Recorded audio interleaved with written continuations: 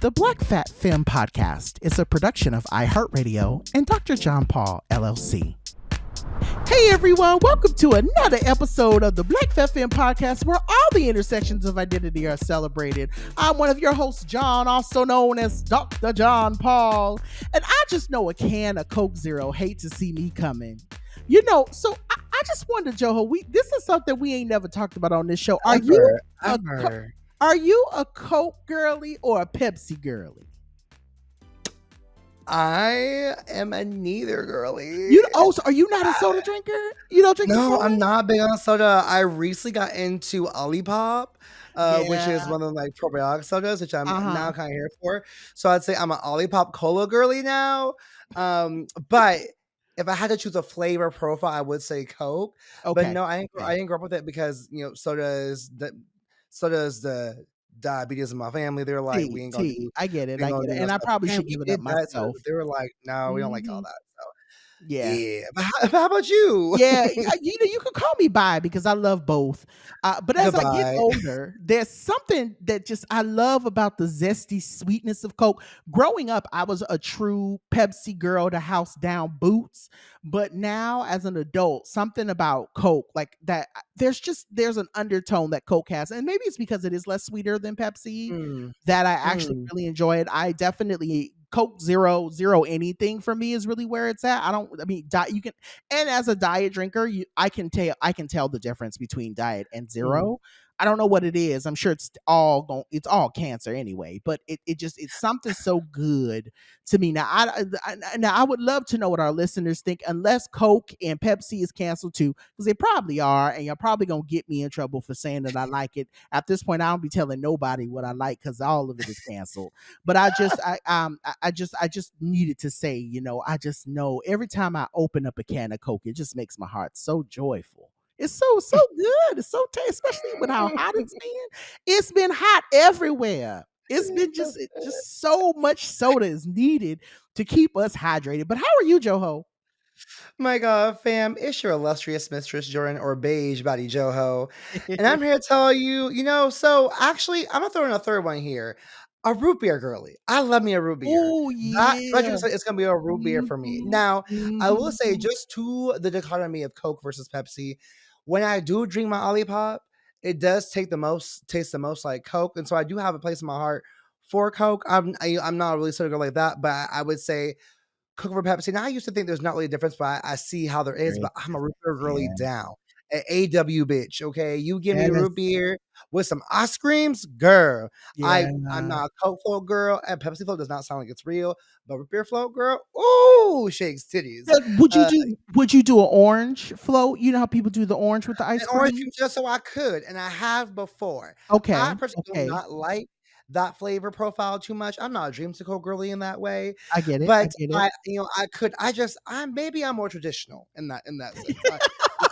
I prefer a nice cold dark drink with my ice cream, not some like bright orange moment. It's just it's just not for me. Yeah. You said I like my racism overt. Listen, I'm old school. If you don't give me racism, make it apparent to me. Make it obvious. I want to see it. I want to feel it. Okay, don't try and be subtle with it. I don't have time for subtleties. I need you to give it to me straight. Okay. I am so silly, but y'all. We're going to kick off our show like we always do and give Matisha Campbell her flowers with our Still Here segment. And for today's show, we're discussing the 1 year anniversary of Chair-teenth because it was this past week. Last week, if you're listening to the show because it came out a week later. Yeah. If you don't know about it, it is also known as the Fade in the Wild of the Montgomery Riverfront Brawl that took place on August 5th, 2023, when owners of an illegally parked pontoon attacked the black co-captain of a riverboat trying to park and move their pontoon over. It resulted in several rounds of fighting, a crowd joining the brawl, and black folks uniting Avenger style to keep this man from harm. Now, the brawl came to a head when someone picked up a simple, perfectly, and suspiciously placed white folding chair on the dock and smacked around the attacking white folks and smacked the person out their Crocs and into the river. 'Twas a swing heard around the world. So, all this to say, John, it's been a year since the brawl, and I'm curious to ask you, how are you embodying the spirit of that chair with you? I know for me, I often think about that chair because that chair, right? Suspect, by Mhm, itself, mind mhm. her own business, just got Yes. yanked off the dock and ran into someone's face, knocked the bitch out her Crocs, right? Listen, this chair was like, "But why? What? Why Now am why I in am this, I in right? it? Now Why why am I in am this? I in it? Yes, yeah. What I do? What I do for this?" But Yeah, I'm yeah. the white chair was also down for anything, right? The white chair Mhm. was like, "No, I happen to be here, and if you use me, then all then no what for me against me shall prosper." And I feel that's what I'm trying to carry with me is like, no, I'm if I'm here for it, I might as well do it, and I might as well go out swinging. And so I think for me, it's embodying the spirit of I just know that I'm in the right place at the right time. I mean to fuck shit up in the Mhm. best way for people. It's may not be might not be good for others, but it's gonna be good for good. It's gonna be good for the goose. And so I would say I think that that is how I'm carrying the spirit with me. I'm laughing because my imagination is so vivid, and I have the giggles today anyway. I've been chuckling and giggling at stuff all day, but I was gonna say, anytime someone says what's good for the goose is good for the gander, I always laugh because I can literally visualize a goose, and so it's just always so funny to me because I can see a But goose like, with the what is a sling. gander? 'Cause I don't know what a gander is. People say that, and Is I'm it an like, animal? is it I've never is a heard. gander just like a group of geese? Hold up. What What's is a good gander? for the A goose. male goose. Oh, a male goose is a gander. See, the So it's more you know, the more more you you know. I would have know. never known that. I would have Mm. never in my life. It's a Mhm. male goose. When someone says good for the goose, good for the gander, does So that they're mean that basically they saying if it's good for women, it's good for men. Okay. interesting? I don't love Uh-huh. that, but Yeah, whatever. because It's I mean, sexism is everywhere anyway. But no, I never everywhere in the knew that. streets. I never knew that. Wow. The more you know. So I love this question, Joho, because as a person who I don't condone violence, I was actually talking to someone about this last week on a work trip. We were talking about um specifically queer youth needing to learn how to basically protect themselves. And someone had asked me if I Mhm. ever had like gone to a what do you call that? If I'd ever gone to like if I ever did karate Like or if I martial ever did arts, self-defense anything. training Yeah, and yeah, yeah, stuff. self-defense Mhm, training or anything like that. And I told them no. I said, I think, just kind of growing up in the hood, very much it was kind of like my uncles and my cousins always picked on me. So that's where I learned how to fight, right? Like I learned how to fight basically to protect myself from not only family, but also people who would pick on me at school. And so mhm. having that conversation, I had said, I try not to be violent, but I can if it's necessary. And I think that case, I know a lot of people laugh and there was a lot of, jokes that were shared around about this, but that's really what this is. There were black people who, and why this day for me is as much funny as it is necessary, was that there were a lot of black people who saw other black people basically being accosted, and they couldn't wait. And in their minds, and this is where I was kind of thinking about it as I reflect on the day, in their minds, they were like, if I wait for police to get here, this could go left very, very quickly. Right. And Mhm, so they wanted to defend, whoever needed defending before police would get there and it got worse mhm. and they would take the side of the oppressor. Right. And so I think about that a lot, as I think about hashtag fade in the water.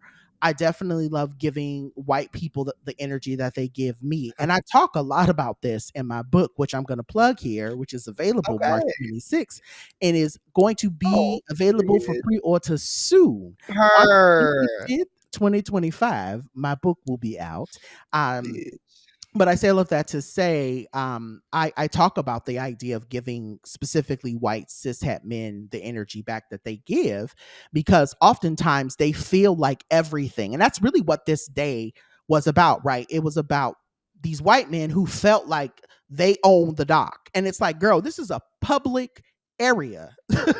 Move, and and they stood there as if they had the audacity to say, this is my area, we can park our boat anywhere we want. And then black people were like, nah, girl, it's not going to be that way. And so what I mentioned in my book, I talk about this, right? How specifically white cis men police me when I'm in the airport or when I'm in different spaces, Mhm, asking me if I'm in the right bathroom. And recently, someone asked me that, and I just yelled at them, "Mind your fucking business!"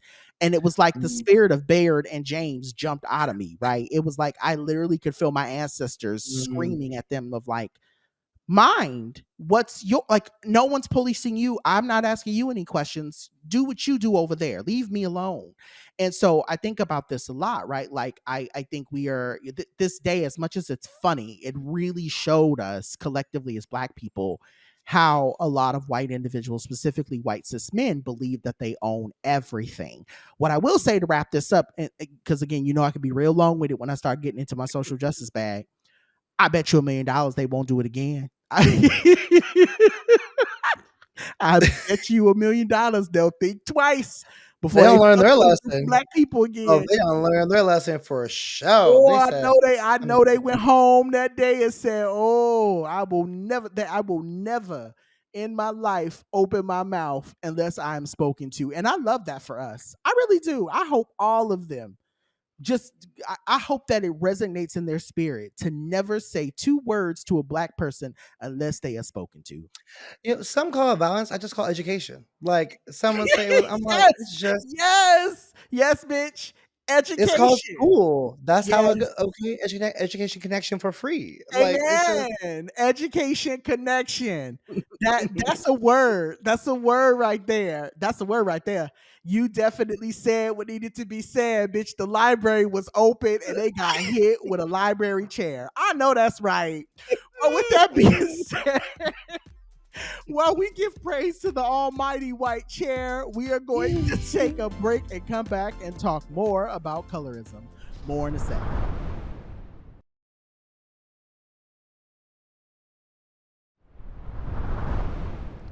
All right, y'all. So for today's category is we are going to dive into a much needed conversation about colorism. Now, I want to make it very clear that both me and Joho don't purport ourselves to be experts on this topic, and I want to make it very clear that that we're doing this topic because we just feel like it's something that's necessary and it needs to be talked about. Now, we've talked about colorism, we've talked about skin color, things of that nature, and various different ways in previous episodes. But I really wanted to, in this episode, really uplift the folks who are really doing work and speaking very openly and honestly about colorism. And Joho was actually the person who brought this topic to the forefront for us to kind of talk about this week. So I'm very grateful for that. But I also wanted to name Clark Keisha Kent. If you don't follow them, they're on social media. They do a lot. They actually have they have I think it's called the Kent test, where they talk about Yep. colorism in television and media. And then I know that Kiki Palmer has also jumped into the conversation talking about a lot of talking very openly and honestly about her own lived experience working in entertainment and being a darker skinned black woman and how that Mhm. has shaped the way that she sees the world and how she moves about the industry. What I did want to know, kind of before we jump into kind of the back and forth that me and Joho are going to have, you know, I wanted to kind of start with a definition for us to kind of work with and then kind of move from there and just really talk about, again, recognizing our privilege as lighter skinned people. We've talked about on the show, someone in my family, specifically my grandfather, is black and white. And so obviously that makes me lighter. I know Joho has talked about their mixed race experience and identity. And so wanting to kind of posit that this is a conversation from that piece. But with that being said, there's an actual definition for it and wanted to give folks kind of one to work with. So first, the definition it notes, and this specifically is from one of the works of Alice Walker. She notes that colorism is within groups or between group prejudice in favor of a lighter skin color. What feminist Alice Walker calls colorism is a global cultural practice. It emerged throughout European colonial and imperial history. Colorism is prevalent in countries as distant as Brazil and India. Now, before I go on, I also do want to say it's very interesting because I never knew it as a term. I just kind of always knew it as a thing. And what I mean Mm. by that is when I was in college, I always had a friend who would tell me, he was like, if you went to the Philippines, you would be a celebrity. And I would always be like, what do you mean? And he was like, well, one, his number one start was you have light eyes and you have light skin and your skin color is favored there. That was the thing he would always tell me when we talk about that. And so I didn't know at the Mhm. time that that's what it was. I didn't know that colorism was a thing, but I did hear, even in my own family, the whole notion of don't go out and stay out too late, or don't spend too much time out in the sun, you'll get dark. Those are all of the things that kind of, in my younger years, I kind of started hearing and kind of shaped. And I was like, oh shit, that's actually colorism. Never knew that. So this quote goes on to say, its legacy is evident in forms as public as the television and movies industries. We do know that. Even if you think about when they cast black people, how a lot of films only cast light skinned black people. I think about Scream. We Mm, watched Tarot last night. Same concept, right? Very much that lighter skinned black people oftentimes get cast over darker skin, which prefer to cast light skinned people of color, and as private as internalized thoughts of some Latino, South Asian, or black parents who hope their babies grow up light skinned so that their mm, lives will be quote unquote just a little bit easier. So I've said a lot. So I wanted to ask you kind of to start, and being that you brought this conversation to the forefront, I wanted to know like how one, why the conversation of colorism for today's episode, and then really thinking about how it's impacted you and your lived mm. experience. Yeah, okay, good question. Well, first, I want to begin with so when if y'all don't know who Alice Walker is the author of The Color Purple, which is, I mean, one of like the Mhm. greatest stories told of our time. But also one name, Alice Walker has been problematic as well too. Like Alice Walker has been linked to some trans exclusion, some anti-Semitism in some ways. Like Okay. so, and I name this for anyone who's listening who is like, why would you all like platform Alice Walker? Like at the day, I want to also be clear of this person's work, what she Right. has done in given the black community in so many ways, and also that she was kind of the person who did coin colorism in this broad term that we use it today. Right. And Right. so I want we want to give credit to that, and where credit is due, despite the challenges we may have with her as a person. And I also know it's interesting, right? Alice Walker talks about colorism while also benefiting from colorism herself too, so it's an interesting thing to be mindful of or think about. Mhm. um so I think so this is a question, a pregunta that you have, John. My God, so keep on slanging with this question. Yeah. So so as John mentioned, I kind of tore around with this idea and sent them a video from Jubilee Media's Middle Ground series, where they did a dark skin and light skin conversation. Yeah, I saw It was that. interesting to hear folks talk about their experiences, which they mostly agree with, etc., which they mostly don't agree with, right? There were some folks on there that was like, oh, yes, yes, yes. There was some folks on there that was like, girl, what is happening? But this prompted part of the conversation because in a time where people are being questioned as whether or not they're black at all, hint, Right. we see you, 45, we Right. should we should discuss like the faces of blackness. And so I'll be by saying colorism has shaped me in a lot of ways as an adult, right? More than maybe when I was younger. Mhm. Because I'm light skinned, someone called me high yellow, Right. as I've been called before growing up. Yep. And so I know this complexion makes me accessible and approachable to some folks. Like, I'm not a Mhm. black person that makes other people nervous, as even though they should be, Gee. or at least like when they first see me, they're not nervous Mhm. because I don't appear the way that they might envision a black person. And then right, don't bring in like some level of like tension or fear that some folks may see with darker skin folks, which I think is a really weird thing to begin with. But I also understand how media paints darker skin folks, especially black men and black women.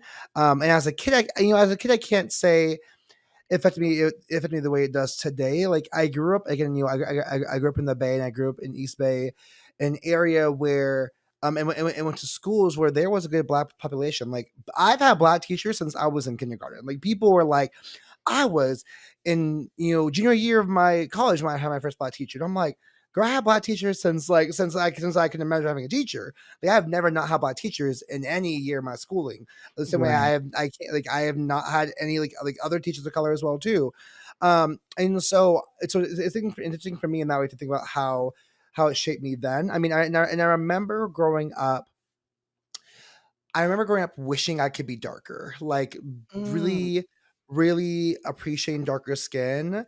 One, because I was tired of people asking me if I was adopted, or Okay. if Okay. my dad was my dad or my caretaker or just my mom's boyfriend, right? Like I used to wish those things because I was like, I want to be treated as a child of my parents, Mhm. and also like you know, like I want to feel like I fit in more with my own siblings, right? Like people that look like me in terms of features, but like they don't like me in terms of skin tone. So it's like I used to want to be darker. And inversely, I imagine it's probably easier for my mom when I was a kid because I looked more like her than my dad, right? And Mhm. so she took me out, probably easier experience for her than my dad.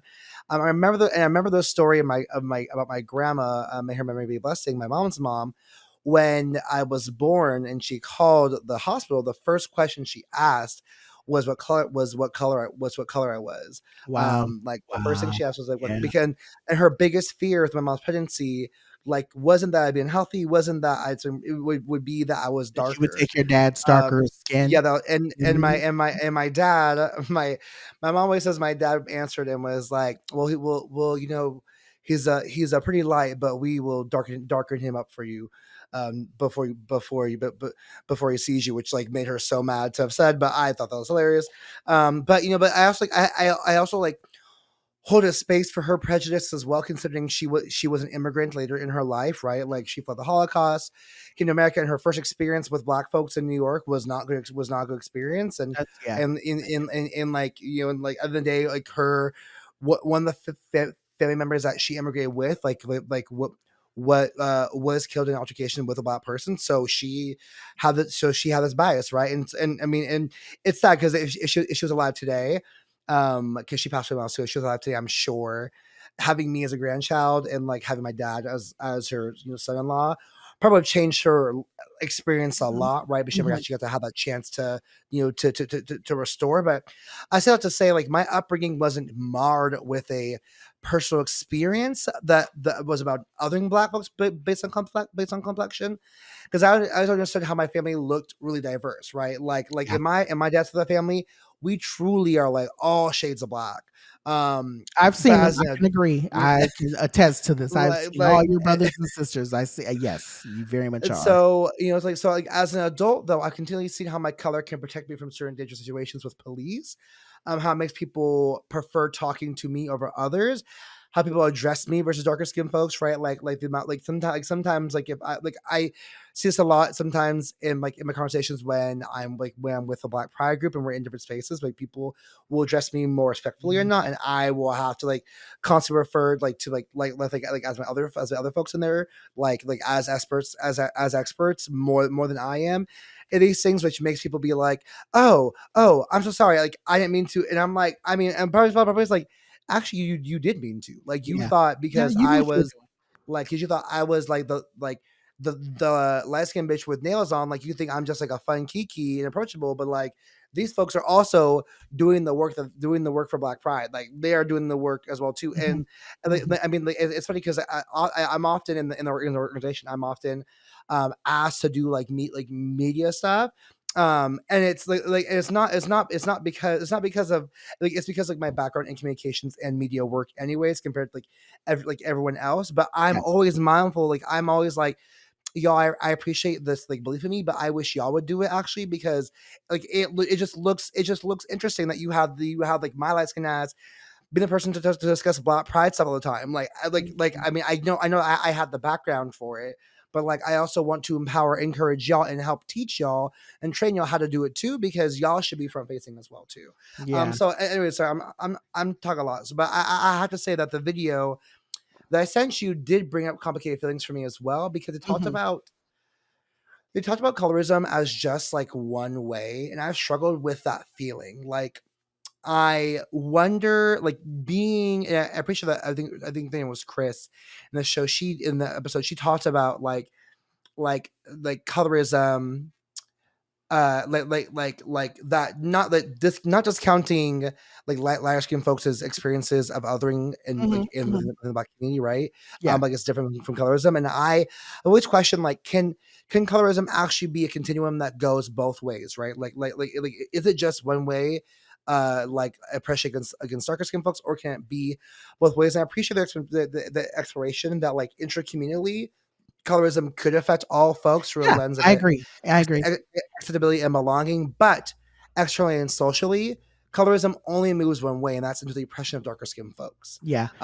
Which I was like, I Mhm. totally like can get around. So Now, I'm curious to ask you, John, because you name yourself light skin as well too, and obviously, like, right, like to me, I'm like, light, really, right? Like when I think about, like, where we all exist in blackness, and so knowing that you sit in, like in this one considered like midpoint complexion, how how does colorism affect you in this Yeah. space? So it's funny because I think my colorism has been shaped mostly, and then this was the next part we were going to move on to, is talking about healthcare.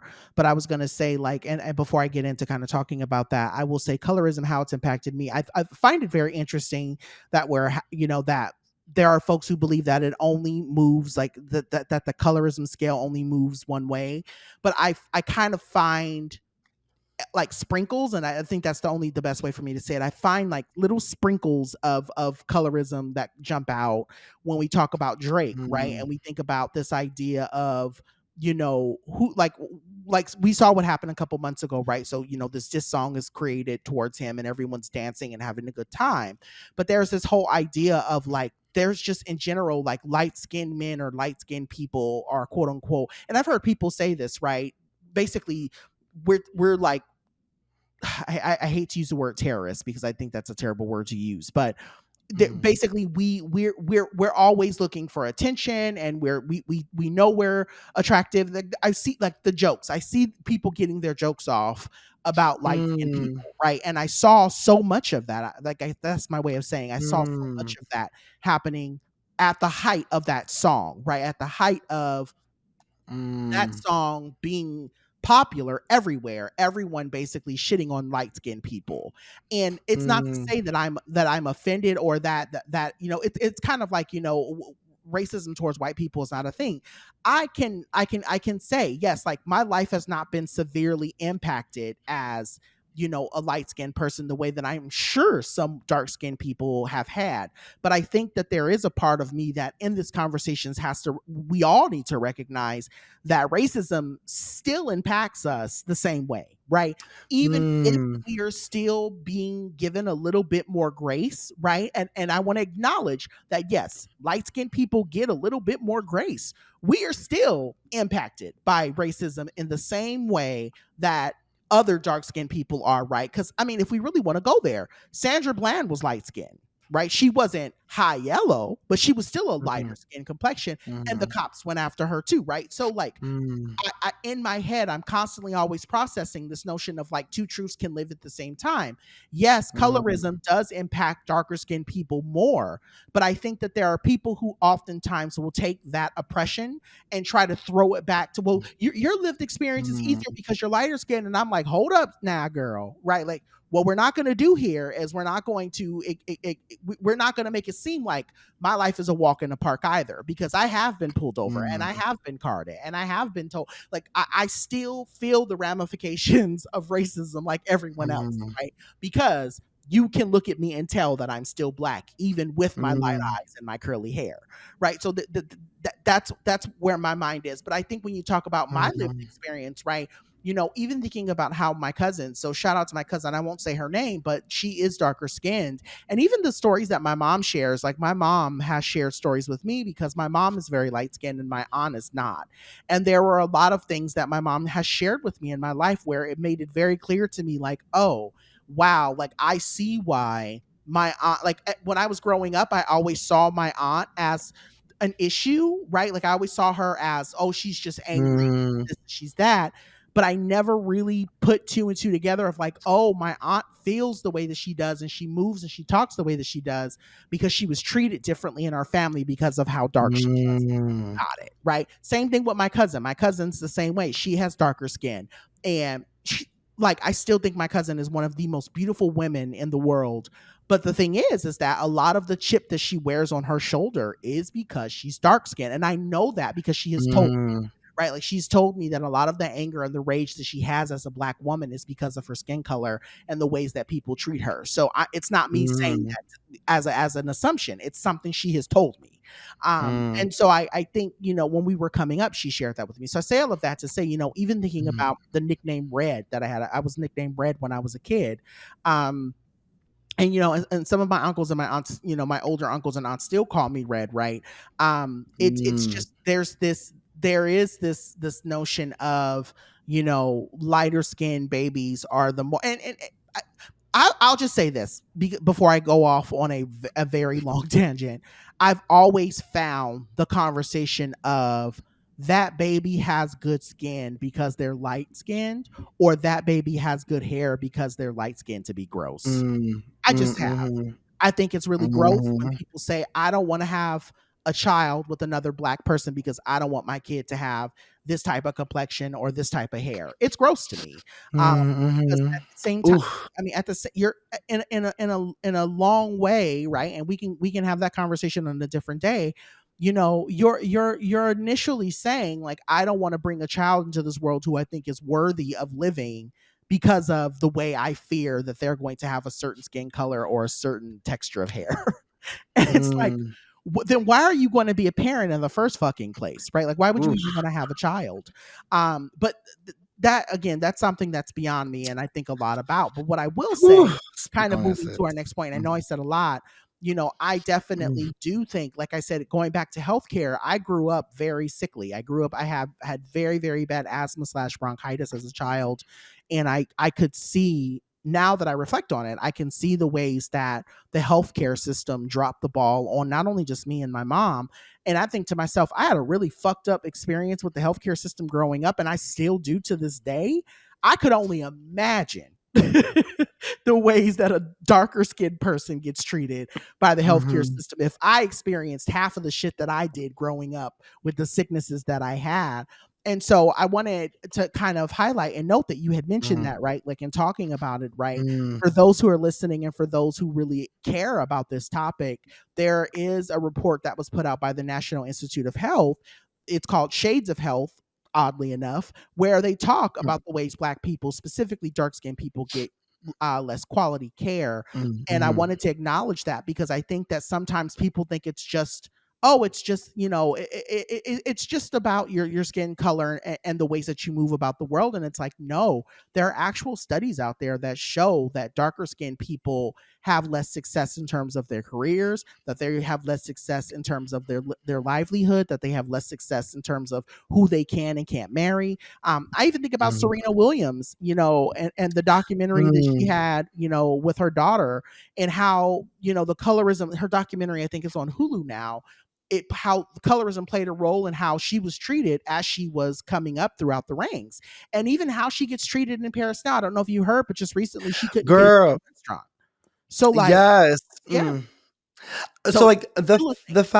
the Mhm. fact that one of, if not the most famous athlete in the world still can receive the highest quality care in birthing is so talking about how blackness is treated, right? Like, Right. even Beyonce Yeah. experienced complications in her pregnancy Sure with did. rooming insert, and it demonstrated Uh-huh. a lot about how inequitable healthcare is for Black folks for a variety of factors, and truly, like, Black folks and also all darker skinned folks as well Mhm. too.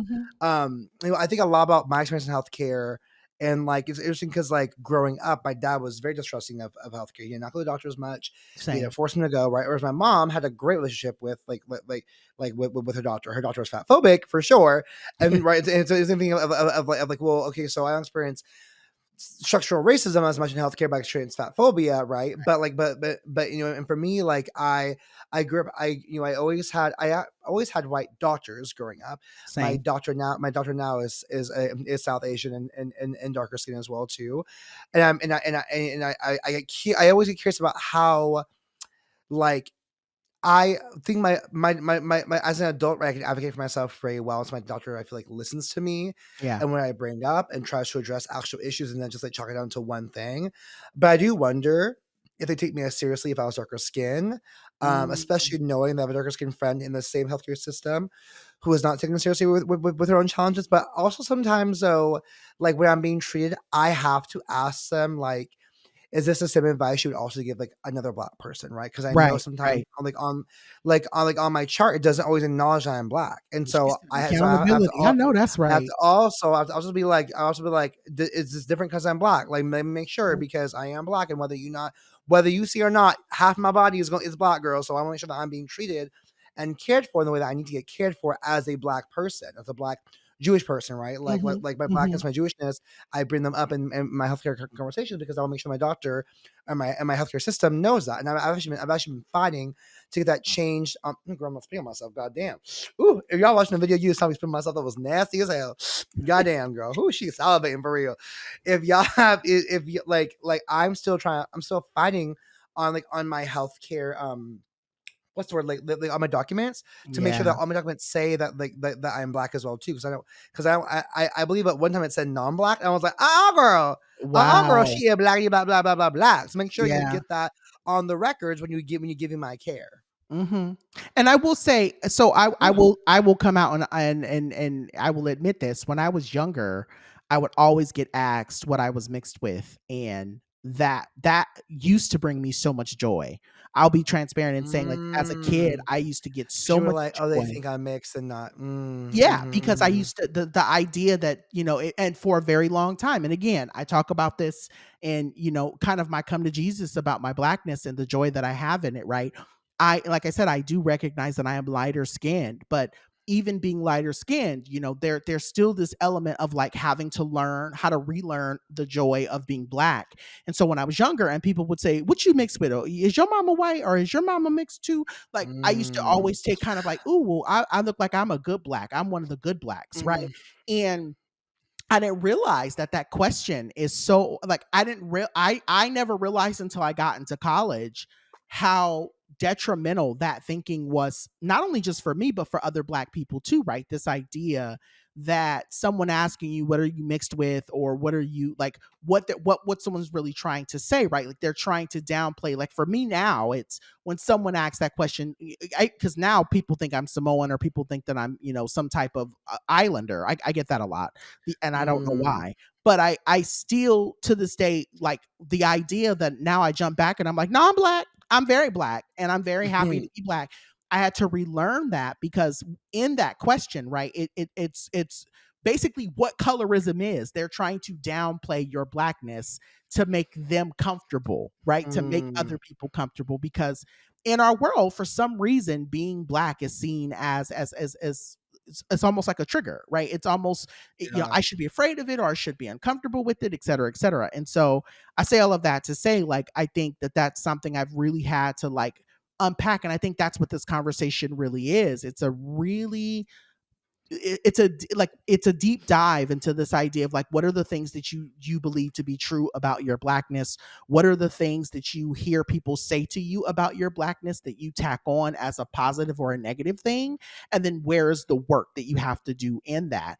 And so I guess kind of, to kind of wrap up this combo, I wanted to kind of ask you, like, I know you brought this question forward, and I think about this all the time. My mind is always running around yeah, period, colorism, yeah, yeah, racism, all the isms. But I guess, one of the things I would love to ask you is, why should we care about colorism, even as non-black people who listen to the show? mm, Because there are people who listen to the show that may say, well, why are these light brights talking about this? Or, why should I even care when it doesn't impact me? But I think for me right now, it's like, it, I think there's a lot to be said, and I'm going to get into it at the end of our show about mm, the questioning of someone's blackness, right? Regardless of what their shade is, what that's really trying to say, or what that really means. So I guess I'll get into that a little bit later in yeah, the show. so I would love to know your thoughts around like, why should anyone care about colorism? yeah. So okay. So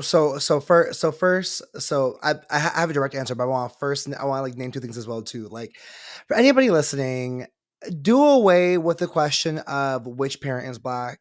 Like that grinds my gears Mm, so damn much. Like mhm. now there's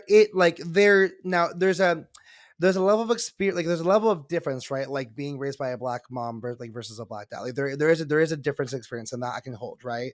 Like I can hold, like if someone's asking, because sometimes they're asking like, were you raised by a black mom or not? And I can see how that is Right. different for some Yeah. folks. There are many Yeah. folks who just ask just for the sake of like aesthetics of like which parent is black and which parent is not black. Why does it matter? Like white folks, why you ask me that? Like it does not matter which parent is black and not Right. like which regardless, this came out regardless. Like I don't think because and people try to be like, well, like if this parent is black, like then it's more likely for this to happen. I'm like, no, no, no. In my family, literally the spectrum, bitch. Okay, and like no, there is no actual rhyme or reason to this. Like, don't try to make a science that But isn't what there. does So that matter? What, like, like I never exactly cut you off, but what what does does it it matter? I don't know. like It I bugs like me. people, but I'm saying like people whenever someone asks me like where you mixed with, they always ask which parent is black and which parent is Jewish, and I'm like, does that really matter to you? Like, what does that have to do with anything? Also, I will name too, right? Because you're saying like people also ask you like if you're anything else besides black, right? Which to me just demonstrates Mhm. how much of a construct race is, that nobody actually doesn't know shit like about what actually like makes someone look something, right? Because like the Right. amount of questions that I get asked at am I Arab? Am I Puerto Rican? Am I I can see the era. Mhm. am I this woman recently stopped me and she was like, "You're from the Middle East, aren't you?" I was like, "No, I'm from California." And she was like, "No, but your family, but your family is like for sure Arab, right?" And I was like, "Unfortunately, we're just a Jewish black." And she was like, "Well, I can totally see the Jewish." I was like, "Girl, it's Let European it Jewish. go. It's not like I was like, girl, Let it it's not even Middle go. Eastern, it's European Jewish. Like, but thank Right. you." Like I was just Bitch, like, girl, let and it so go. Shit. I'm like, y'all, we don't pretend to know anything about like how like how these things make us who we are, right? Because they're like black folks and non-black folks will often, not often, but like will sometimes be like, "Oh, are you this?" or "I thought you were this," right? And like in black spaces, sometimes I'm like, damn, like am I not black enough for this space because y'all think I'm XYZ, right? And I've gone through the therapy and work to know that that's not the case, right? People just have Right.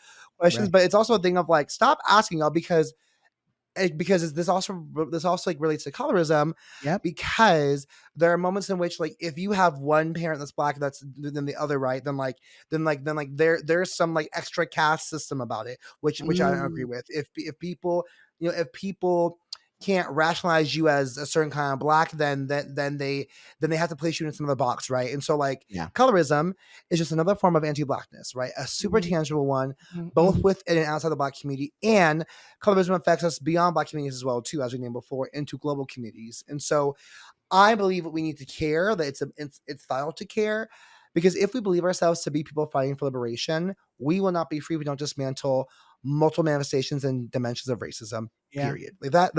Like we should care because it actually does affect all people. Even the white folks were like, colorism doesn't affect me. Okay, but actually it does, Mhm. because whether you think it doesn't, it affects how people see in your job. Still, it affects you like in like there will be times where you will absolutely be given a job over somebody else who's more qualified than you, Yep. which does impact you because it gives you a really inflated sense of self that is actually not that actually should may not need to exist, but also like and then places you above other people as well too. Like it affects you Mhm. mentally, Mhm. psychologically. Like it affects you in so many ways, in all of us in many ways, and honestly, like in every possible way. Like colorism as a form of racism and anti-black racism truly impacts us in every level of society, whether we think it does or not. We Mhm. just have to choose. We what it comes down to is how we like move with that information. Right. But like Right. Right. people will know it affects them and they'll use it in like really insidious ways. Mhm. But it still affects them. And we also could show up and be like, I won't perpetuate colorism more or further it more. Right. I will actually use my power for good and and help deflate, dismantle, and do away with it. I was gonna say to your point, and then we can close. I was gonna say really something that just kind of hit me, and I may be in left field. I might even be getting ready to hit the home run. I don't know, but I do feel like if we're really going to talk about what colorism is and what it does, it really does create kind of like you said this divide between black people. Mhm. It's in my mind it's the notion of divide and conquer, right? If I can get lighter skinned black people to think that they're better than black other darker skinned black people, then there's this divide that's created between the two of them, and then they don't support each other, right? They're not able to see, like, now they're buying into the constructs of white supremacy and the constructs of patriarchy and all these other really fucked up systems that are This out is that's what there, right? happened in, like, the Indian caste system, right? Uh-huh, Like, the whole point was uh-huh. to have a division of, like, of color for folks and to Yep, make and to say, if you're darker skin, then you're oppressed, and then the light skin folks will actually participate in your oppression yep, as well too. yep, Like, it yep, yep, is yep, yep. all this constructed thing that some of us will commit ourselves to believing to feel better about ourselves Yeah, at the expense of people who are actually just like us, who are us, just yeah, so we can feel higher than them. But, like, yeah. what but for, like, to what end? To what end? Like, To I what just end? To what end? Yes, yes. Real. Whew, okay, That y'all. was Wow, good. whew, that was good. Fam, John and I gotta take our red boat behinds to the post office to pay some bills. So while we do that, you go grab a head and grab a snack, and come on right back. Okay, fam, we are back with our segment three, what's on your plate, and today we're talking about three underrated and overrated food joints. We want to add a little bit of levity to this really like Amen, deep conversation we amen. had Yes, earlier. yes. So we're just gonna like rapid fire some shit and talk about it. My first thing is Starbucks, overrated as fuck. It always has been to me, always will be. Stop. like If you like don't take see, I like have my hand take over my head, take out. Listen, I like look like take Mars. out the past 9 months of like a boycott Starbucks. Overrated period regardless. Like from jump, when I was a Mm-mm, kid, I used to love mm-mm. the frappuccinos, and they Not had they too had much. the they had it down pat for frappuccinos, but like their coffee, not even good. I Not too get much on is my that girl. Not too much. So I'll say this. I like Starbucks because of how easy it is to it's very people accessible. only like her for the access, but she's Right. not good. But she's not good. She's not. Exactly. She's not that great. She's not that great. Mhm. So You're right. You're right. You're so silly. You say, She's not. like, listen, I will never knock, no, never knock a bitch who only has it. Starbucks is your only option, girl. Get yourself some coffee. You're so Mm-mm. so I have a lot of thoughts and feelings about you saying terrible things about my girl, but go off. Mm-mm. Mm-mm. I'm screaming. Okay, my next thing. I have a lot of overrated stuff. I have very few underrated You do things, have a great but list. I'm not gonna even Panda hold you. Express, Panda Express, overrated. I Carry that. I don't like. Is it good? Sure. But like, Mm-mm. is No, it it's better than not. the place? Like exactly. Like, objectively, sure you can say it is, but like, I don't think it's that great. Like, I just don't. It's to me, it's expensive. The chow mein always comes out bad. The only thing I would get there is orange chicken, but like, it really is not great to me. To me, overrated AF. If someone's like, you want panda, I'm like, girl, I would rather take me to any other like hole in the wall Chinese food spot, and I will go. Don't need And to the go Panda the Express. problem with Panda is that it never heats up the same way. So once Mm, it gets cold and you put mm. it in the fridge, it's like McDonald's. McDonald's is the same way. You can never But also, you who put I them in the always tell fridge? people, Like, it's just, McDonald's, mm-mm. you have to eat it hot out the bag. If you wait that and you try to reheat it, it's you literally might as well throw it And away. do you know what it tells me? It's not Mhm. real food. It's not real It's not. food. And the same I said thing it's with not real food. Panda. Every time I try to reheat Panda, it never tastes the same. Mm, Yep. Period. Period. So my next one, Jamba, Jamba, or for known as Jamba Juice. People love people. So mm. now Jamba Juices some have rebranded to just Jamba. Overrated to Oh, me. I never. Like Dunkin' rebranded to just Dunkin'? Yep. Yep. So some Mhm. places are just Jamba, and because now they're more than juice. They're smoothies, they're acai bowls, and all that jazz. Overrated to me. I have never in my life like Jamba Juice is the best place in the world. I've never in my life thought that it is way Mm, too expensive for some damn fruit, girl. I will go at home and do it myself. It's yeah, also just it's just mad sugary. Like it's not for me. It's not for me. yeah. Jamba, Shake Shack. Next on the list, Shake Shack. I wish Chop, I could chop, love it the way people love it, but it just I chop. don't like. Would I get it? Sure. Like to me it is a place where I think objectively it is good, but I don't think it's all that in a bag of chips unless it's the cheese fries. That's it. Everything else, bye. I don't even think those Next are that one. good. Ooh, onto them's fighting words. Sonic. They're not. Sonic. But go off. Now, Sonic is a place for me where so growing up, I saw a lot of commercials for Sonic. A lot of commercials for Sonic growing up. The Mhm. nearest one from my house growing up was 2 hours away. So I was never gonna get to Sonic. I never got to go to Sonic's until I was 16 and they built one in Hayward, which was the next one over from me. And so I had after 16 years of anticipation, I had went and got myself, some a cute little meal deal thing. Mhm. Busted. It was Busted, dusty. dusted, crusted. Mhm. Right? Why am I here? Yeah. I have waited my whole life for this one night. It was so bad. It was so bad. Never again, Sonic. I I'm so told you sorry, but no. in our pre-show, I was talking to you about how my cousin found a rock in her burger at Sonic's, and how I've And I said, "Ooh." literally ever since as a kid, I've sworn off Sonic's, and I said I'll never eat their food because I It's always just like, that memory lived in my head rent free. would I go? Sure. I would go Mm, if it's like nothing else to go to, but like, I'm not going out of my way to do it. I'm Now, my good. underrated is Dutch Bros. Now, Dutch Bros also is a place that John's face is in disagreement. I don't. Now, it was also a place where growing up, it was an hour and a half away drive for me as well too. Mm, When I finally went, I immediately said, "Oh, I understand. I understand." I had to drive to the desert. I had to go to fucking Palm Springs to find a Dutch Bros, and it was like one of those like oasis in the desert moments, right? Like me and my friends are driving. We're like, "Bitch, we can use some coffee right now." We're like, yeah, will we stop at Starbucks? I don't want to, but we might have to because we want some a little thing, right? And then I was like, "Is right. that Mirage over there? Is that what I think it is? Is that Pull a over. Dutch Bros? Mhm. Bitch, we gotta go right now." And I was like, this was cracking a bottle. Actually, let me just Chris cut that part. This let me not say that. Let me not use substances. This was Mhm. this was heaven in a cup. It was amazing. It was delicious. Of the Also, where can you find me muffin tops? As just the tops of the muffins and not the whole muffins and muffin tops. Live, laugh, love it. Underrated Wait, as what fuck. if they sell muffin tops? They sell muffin tops, just the tops of muffins. Genius idea. So good, so delicious. It's amazing. Hmm, And I say underrated because everyone knows that they're good, but they're only in the most like random places. They're not in city centers. It's yeah, underrated because you can't access them from like a metropolitan place. The next one, I have two more left, y'all. I'm so sorry to bear with me here. The next one is The Habit. The Habit is a bougie place for sure. It's an very. upscale fast food. It's bougie, but you can't tell Mhm. me nothing about their tempura green beans. That shit's fire. The ranch, fire. Uh, their little chaw grill burgers, fire. Like the Habit, despite its flaws of inaccessibility with pricing, the shit Right. is fire. That Like it is, ranch and now they have drive-throughs, girl. Girl, say less. Diga that menos.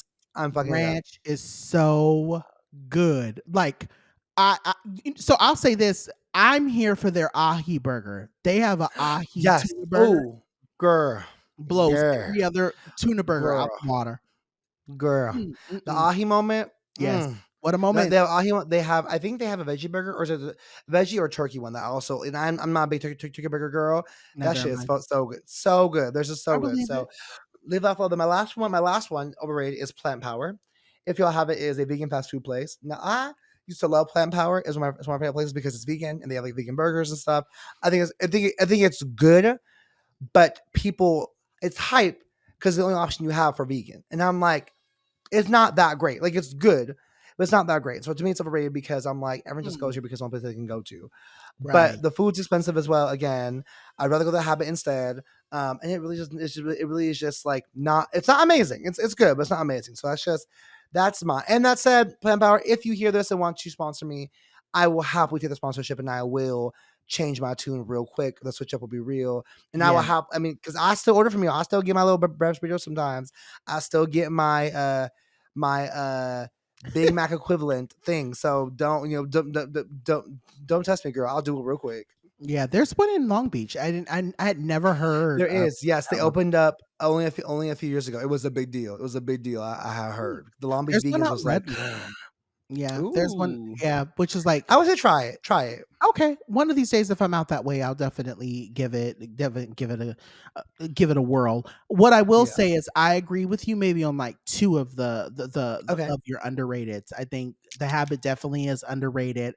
And I will also say that I would say I have a Dutch Brothers near me. It's not near me, but it is still near me enough for me to want to, like, I could drive through it if I really wanted to. And one of these days when that line is not Mm. super long, which it always is, I'm gonna slide through there and I'm gonna check it out for myself. Mm. So, for me, my list is very short. Y'all know I'm very much a fast food girly. I love all the fast foods, but there are a couple that Mhm. you will never. When people throw them out, I'm like, I'm good. So I'm gonna start with my old. I'm. Mhm. You know what? Okay, so while we're here, so I'm gonna start off light, and then I'm gonna get into the ones that I'm super passionate about. If you live in SoCal, I don't know if Farmer Boys is a SoCal thing, but if you've never been to SoCal, Mm-mm. I feel like Farmer Boys is very underrated. They are also very pricey. They're very much in the same sphere of like the habits in terms of their price, but I think they're more pricey because a lot of the stuff that they make is fresh, meaning like they nothing in their space is frozen. Everything is like made to order, everything is fresh. Oh. Um so that's one of the reasons why they're a little Oh, bit they more have them pricier. near me. I have to Yeah, go. they're actually really, really good. I've never had a Farmer Boys meal that I didn't like. They're if you're a fish girly, their fish and chips is probably one of the best fish and chips that's like not near water, but it's really, really, really good. And I don't know why I'm talking about this when I'm as hungry as I am. Del Taco is also another one I love of the taco. Del Taco, their fries by far are the best fries that anybody like. You go They to are Taco for fries, though? Del Taco, their burgers are bomb Okay. too. Have you ever had a Del Taco burger? Never I know they did burgers, I thought. Really? It's one burger.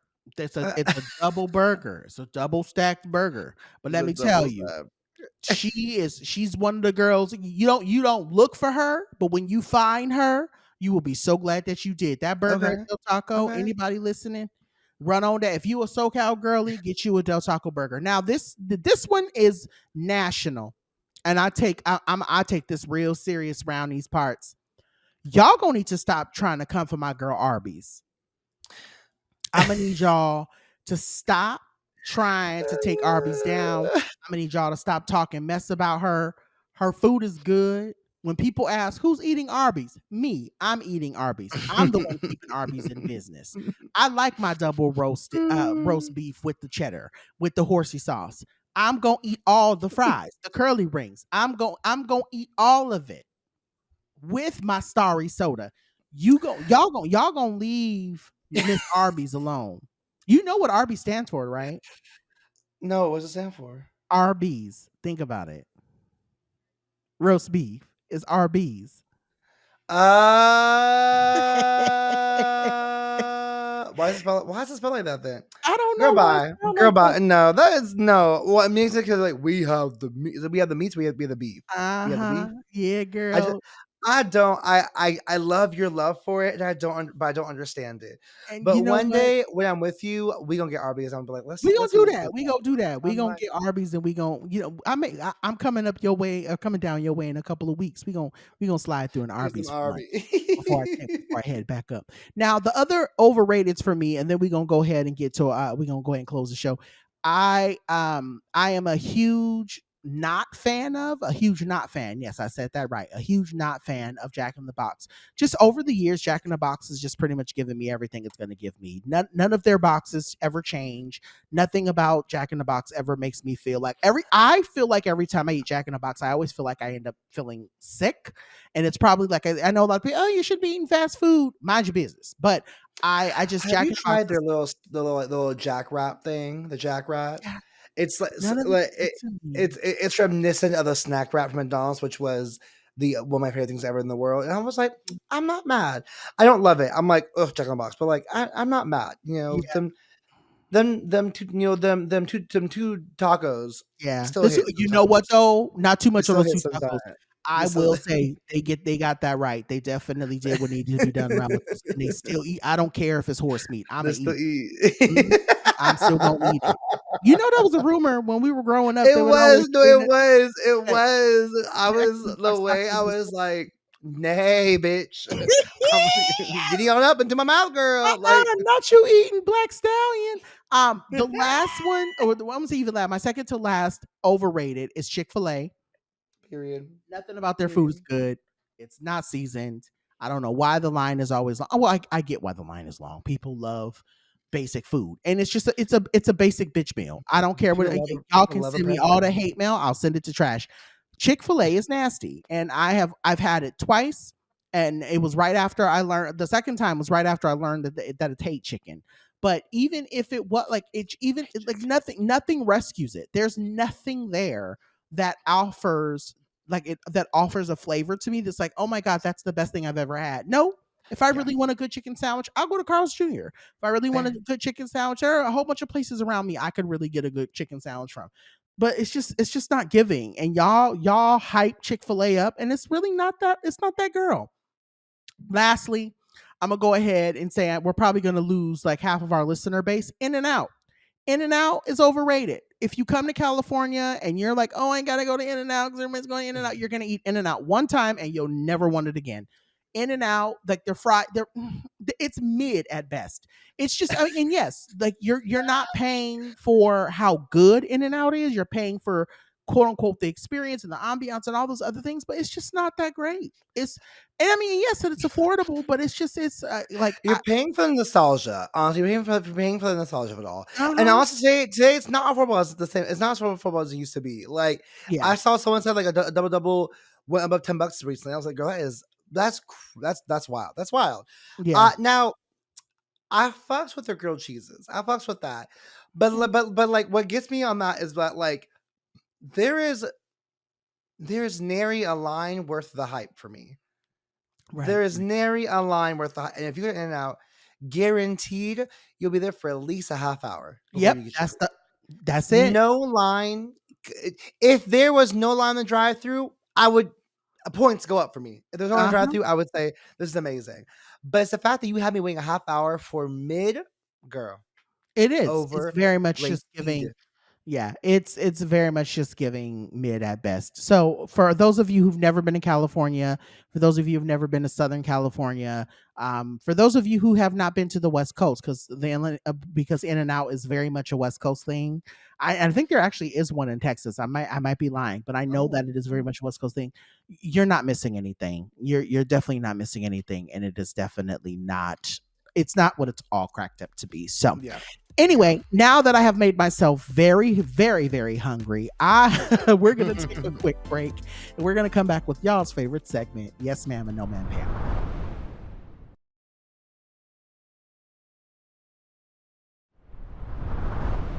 All right, so this week I'm gonna go ahead and start and jump right on into it, so that way we can kind of get through it.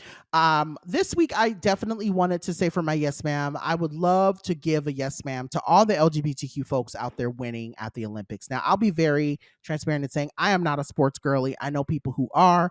Shout out to one of my babies. I'm not gonna say their name because they didn't say that I could say their name on the air, so I'm not gonna do that. But I have a baby who listens to the show who I know lives up north and is very much a sports baby, has been watching the Olympics, very, very committed to talking about it on social media. And I love that for them.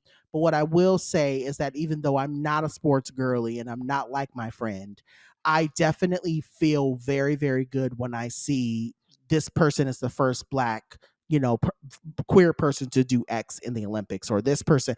And so with that being Mm, said, that's my way of basically saying that I truly cannot wait for the day that we don't have to say there's a first black person doing anything, right? mm, Or a first black queer person doing anything. And that I would love to see more black queer people in the mm, Olympics in different ways, or and manifesting their lived dreams and things that they wanted to make happen. Yeah, so I'm excited for those who are there and those who are winning, but I'll also be even more excited for the days when everybody will have a chance to actually be at the Olympics because of their talent.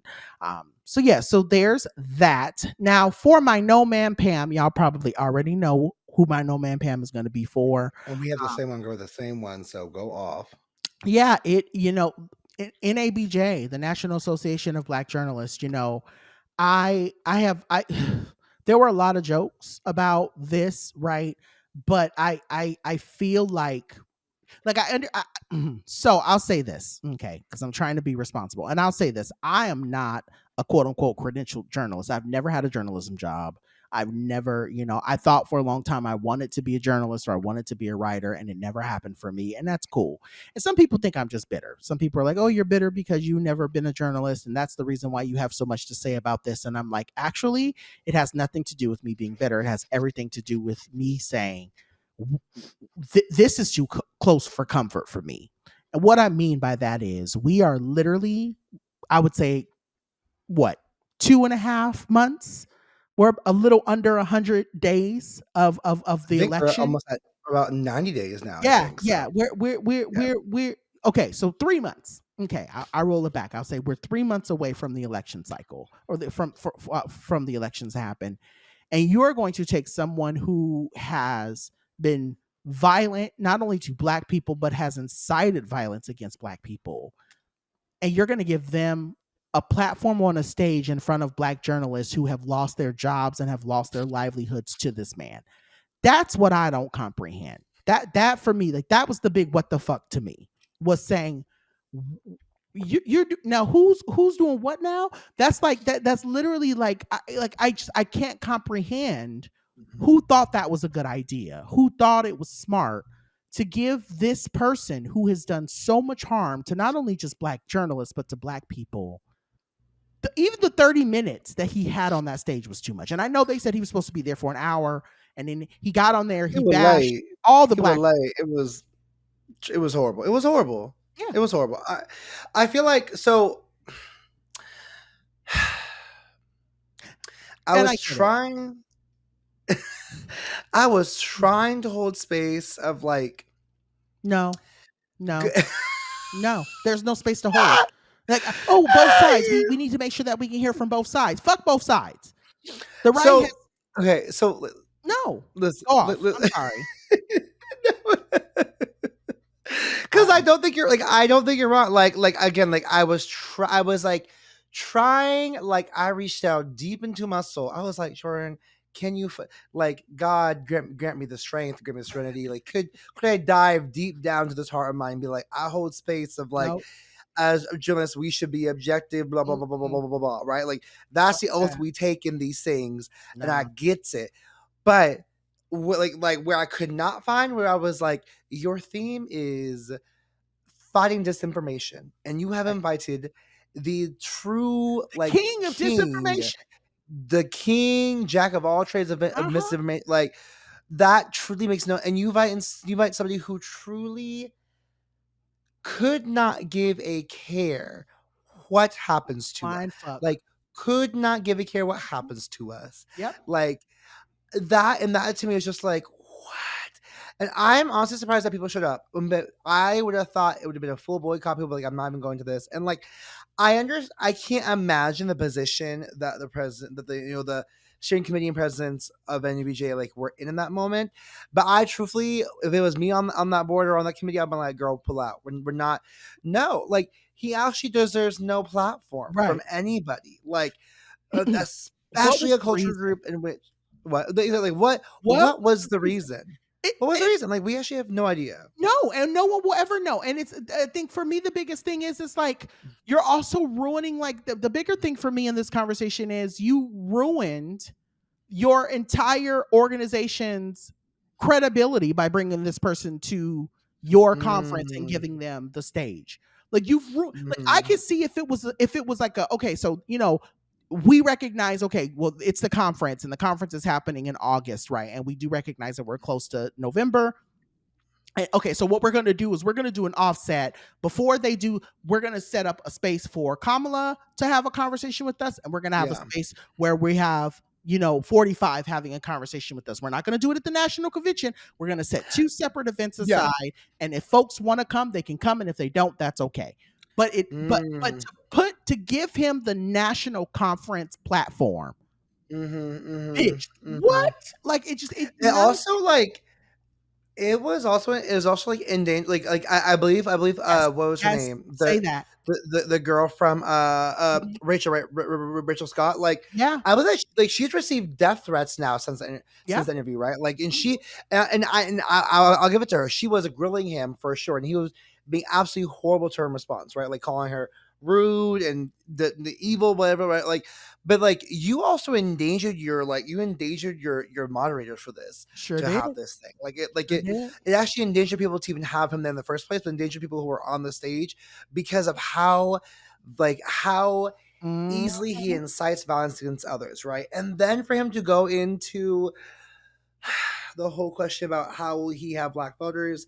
He makes it about Kamala instead, which also I'm like there is literally not one answer he has ever given in any interview that actually answers the question. It's a Like concise I answer. have watched his Yep. I have watched interviews Mhm. so many times.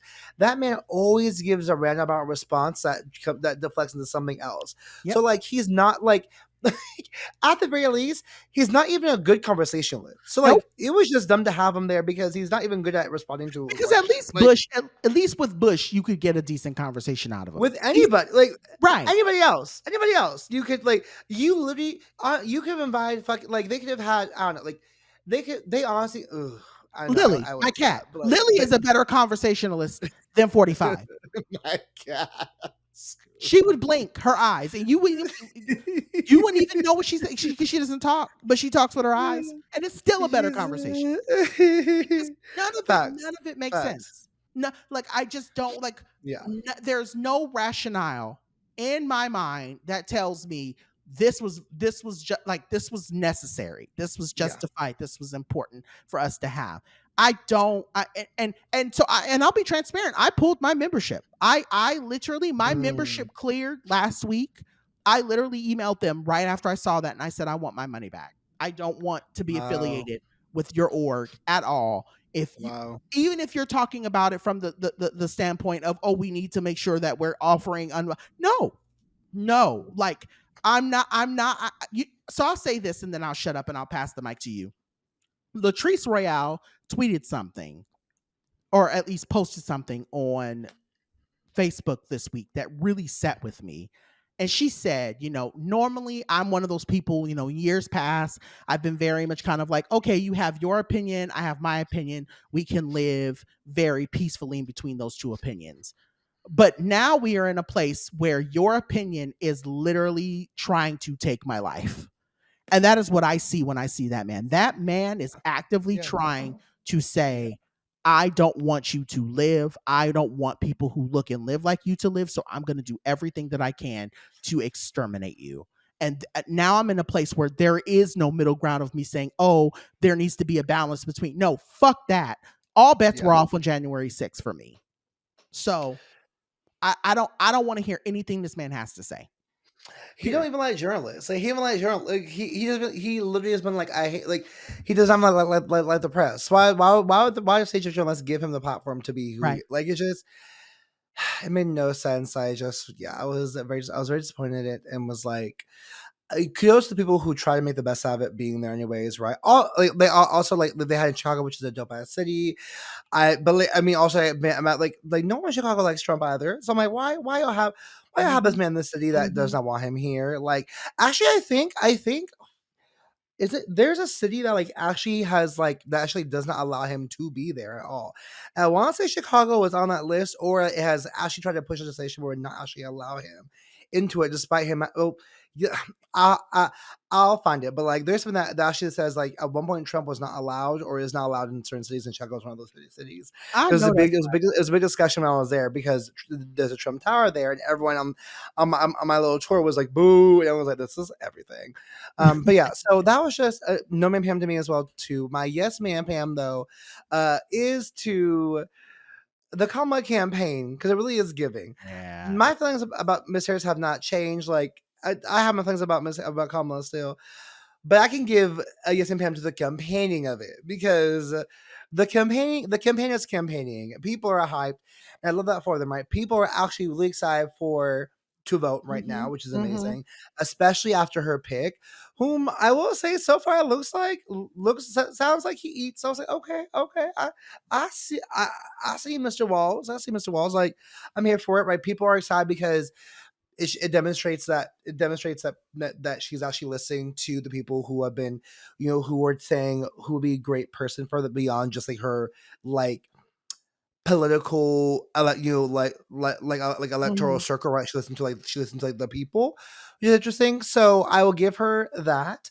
The marketing is very smart. I don't know if Comma HQ is the actual official like HQ, Mhm. but if it is, they are everything. They have I think it's a group of Gen Zs running it because it is Has to be. genius marketing, genius Has marketing. to be. So I will give them a yes, ma'am, Pam for that for sure. Whatever y'all Mhm. doing, you're doing the damn thing.